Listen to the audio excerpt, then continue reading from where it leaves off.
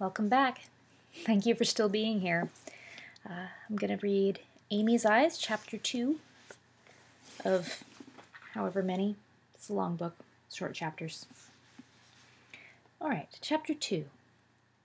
1 for anger, 2 for mirth, 3 for a wedding, 4 for a birth, 5 for rich, 6 for poor, 7 for a witch. I can tell you no more.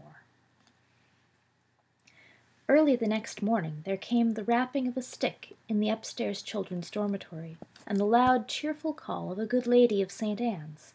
God bless the day! Out of bed with all of you! Only then did the good watchdog begin barking and running up and down the stone steps.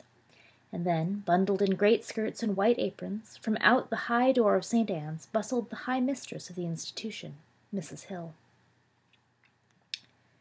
She ran to the basket, nearly tripping all the while over the great dog with long legs. She hesitated a moment with her fingertips to her cheeks. "Oh!" she exclaimed. "Ah!" Mrs. Hill scooped the basket up to hold to her bosom, returning up the stairs carefully, murmuring an oath upon a land that would be so poor that babies are abandoned out of want. Inside the high door she was surrounded by the other ladies of St. Anne's. They brought the basket inside and set it on the long oak table in the library. Amy, the captain, and the loaf of bread were turned this way and that, as every inch of the trio was examined. Mrs. Hill read the note pinned to the captain. All the ladies nodded soberly, but approved, all except Miss Quince. She had been poking about particularly at the captain. "Left by some dirty sailor," said Miss Quince. "It's a sailor doll." "Nevertheless," said Mrs. Hill. "Not even wanted, I warrant," said Miss Quince, scowling. "You see by the doll that what was wanted was a boy."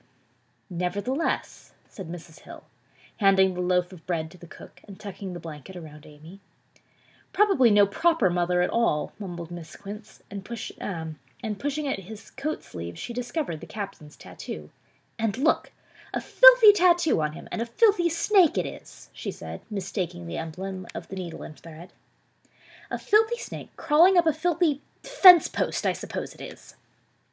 "Nevertheless," said Mrs. Hill conclusively. So Amy was taken off to be fed, bathed, and wrapped into a crib. Miss Quince followed Amy's arrival with a hard eye. She was a woman pinched and thinned by spite, holding her job at St. Anne's chiefly because of an important connection in the world outside. Her small, petty angers could generally be borne, but the arrival of Amy and the captain was gall to her, for she had known a sailor once, long ago, when she had been young and could still love. But her young sailor had made promises, gone away to the sea, and never come back. Miss Quince blamed him for that with a blame so constant and deep that it flooded out of her still. And yet that young sailor might have been drowned at sea and been blameless. Miss Quince, however, kept her misery and bitterness after these many years, imagining the very worst of her sailor, alive somewhere, sinning and breaking promises. So she hated all sailors, and even a sailor doll. She had no love or care for Amy, and wouldn't eat a crumb of the loaf of bread. When you are raised in an orphanage, it is a rough and tumble, catch as catch can, and devil take the hindmost, and what's in it for me sort of life. The whole wear and tear of it is written about elsewhere. Our part of the story is only to tell the good news that Amy survived into her 5th year without any terrible damage to her spirit. During those years she had no great happiness, however, and nothing truly to call her own. During those years the captain himself was kept in a shoebox in the linen closet. Amy didn't even know he existed. Finally, it became obvious to Mrs. Hill and all the others that Amy's father would not return. So she took Amy aside and explained to her that her father had been a sailor, who had gone away to sea and never come back, but that he loved her and had left a doll with her, so Amy might remember him. Mrs. Hill then presented Amy with the captain. Amy carried the captain with her everywhere she went. Sometimes he was tied around her waist with a ribbon, sometimes slung over her back, sometimes roughly dragged behind. She talked to him constantly, perhaps asking his advice on a matter or explaining to him that she was going to do this or that and didn't care for his opinion. "Captain," she might say, sitting in the yard with him in her lap, "when Bonnie comes out to play, I'm going to stick this rotten pear down her neck and squash it. Now I'm not asking your opinion. You saw that she knocked my dessert on the floor on purpose." That day, when Bonnie came out to play, she got a rotten pear squashed down her neck, and the captain was a silent witness. Amy liked books. When she was 6, she could read. She read the captain the complete rhymes and riddles out of Mother Goose, and what is more, explained them all. Solomon Grundy, born on a Monday, christened on Tuesday, married on Wednesday, took ill on Thursday, worse on Friday, died on Saturday, buried on Sunday. This is the end of Solomon Grundy, quoth Amy from Mother Goose. You see, Captain, this is about a man who lived a very fast life.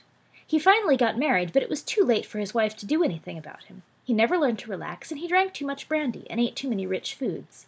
He died of the gout, I think. Now here's another.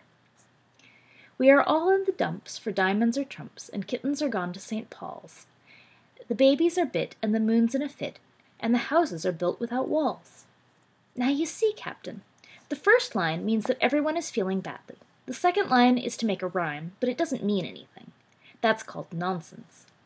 Then the story begins. St. Paul ate the kittens and bit the babies, and the moon was angry with him. After that, everybody lived in trees. Amy looked at the captain. When you are older, dear, you will understand these things. Mother Goose was a very wise woman. See, here is her picture on the cover of her book. She used to fly around the countryside on a great white goose, and when she landed she told poems to the children. Now I shall read you about Mistress Mary. Mary, Mary, quite contrary, how does your garden grow? With silver bells and cockle shells and pretty maids all in a row. Amy wrinkled her brow at that one. What it means is that Mary planted seeds that turned into little girls, and bells and seashells. She frowned, looking at him. They rested with their backs against a tree, the captain gazing into space. And there's actually a picture of this, if I can find it. Here we are. There's Amy reading to the captain out of Mother Goose. All right. You mustn't look so stupid. Just because I can't tell you exactly how it happened doesn't mean it didn't. It's a mystery. We must accept it on faith. The years passed. Amy was 7, then 8, skinned and bruised, chasing balls and cats, wrestling, kicking and screaming, fighting and kissing, acting ever so sweet and then again not so sweet. But always she was prepared for a mystery, and she had no lack of faith to believe in mysteries or even miracles if they might happen. Amy had only one real enemy, but she didn't know why that one existed, and hardly would have understood the reason. All Amy knew was that Miss Quince watched her sternly whenever she was about, and was always watching to catch her breaking a rule. This made Amy quite uncomfortable. If she was running and saw Miss Quince watching her, Amy slowed down, and then walked, carefully gathering the captain under her arm. If she was playing in a group and saw Miss Quince watching her, Amy stopped playing and stood quietly aside, holding the captain close. And if someone was needing to take the blame for some act, and the choice was up to Miss Quince, Amy would be blamed. So because of Miss Quince, Amy missed out on many desserts, many recesses, and also some picnics. She knew that Miss Quince liked to punish her, but she didn't know why. It was because Miss Quince hated sailors, also sailor dolls, also little girls whose fathers had been sailors. However, Amy also had a good friend among the ladies of St. Anne's. This was Missy Clare. As often as Miss Quince could find a reason to punish Amy, Missy Clare could, half the time, save her from it, or at least make the punishment easier. Missy Clare had gotten forbidden desserts to Amy, or a toy to make the time go more happily when she was shut up in the dormitory, and once she brought a candle and a book when Amy was imprisoned in a dark closet. They shared kisses of joy and sadness and were the closest of friends. One of the most lovely afternoons that Amy could remember was when all the others went off for a picnic, but Amy was left behind for punishment, the doing of Miss Quince, of course. Missy Clare stayed behind that day also. She sat with Amy and the captain on the lawn of St. Anne's, and the whole pantry was open to them. They ate buttermilk biscuits spread with marmalade, thick slices of ham, fresh eggs and milk, and apple pies. Missy Clare took Amy all through St. Anne's, showing her the forbidden rooms in the great stone building. They climbed through a trap-door into a high, small room in the tower. Far, far off they could see all the other children and ladies of St. Anne's having their picnic in a grove of trees by the river. They shared this grand secret and other secrets, and Missy Clare was as much like a mother to Amy as she would ever know. Amy would occasionally dream about the captain. When she did, the dreams were most lifelike, and in color as well. But the dreams were sometimes strange. One night she was dreaming that she was walking with the captain in the fields. St. Anne's was nowhere in sight, but just the two of them were walking in the sunshine and chatting. Then, turning toward the captain, she saw a flash of light cross his face, almost as if a mirror were flashed at him. Amy looked around, but could see no one else in the field. Then she looked up. There, above the captain's head, was hanging a gigantic needle, the thread of which reached into the heavens. It was a flash of light off the steel needle that had touched the captain. Amy cried out, fearful that the thread would break and the needle would fall and pierce the captain, but he only smiled. "Don't be afraid," he said. "It's a gift from my father." Amy woke up. For a long time she stared at the captain in the moonlight. Amy had a private place down by the marsh next to St. Anne's. The girls were warned that they must not go down there to play, for there were fish that ate mud down there, and toads, and quicksand, bad smells, and green slime. So the timid girls did not go down there, but Amy did. For there were also lovely furry cattails, white lilies that floated, bugs that walked on the glimmering water, beautiful choruses of frog and bird voices, and a lovely green light. There was a dry, soft hollow at the side of a large alder tree. Amy sat there with the captain, as if they were at their throne overlooking their forbidden domain. "And they lived happily ever after," proclaimed Amy, and laid aside her book. The captain was propped up against her shoe, staring at her. "What did my father look like, Captain? Do you remember him? Did he say when he was coming back?" She took the captain up, hugged him, and looked closely into his button eyes, trying to see if a reflection of her father might still be there. "Please try to tell me something, Captain. More than anything, I want him to come back for me. Do you think he ever will?"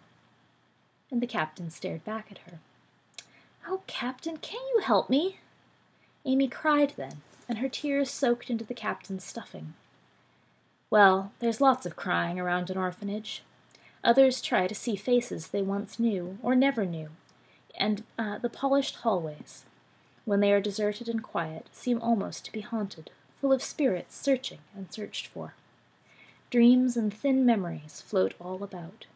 Ghosts sit in the waiting room on hard chairs, invisible playmates sleep under beds, and around any corner might be a fairy godmother or a horse with wings. Wishes are as thick as pollen in the air. Anything might happen.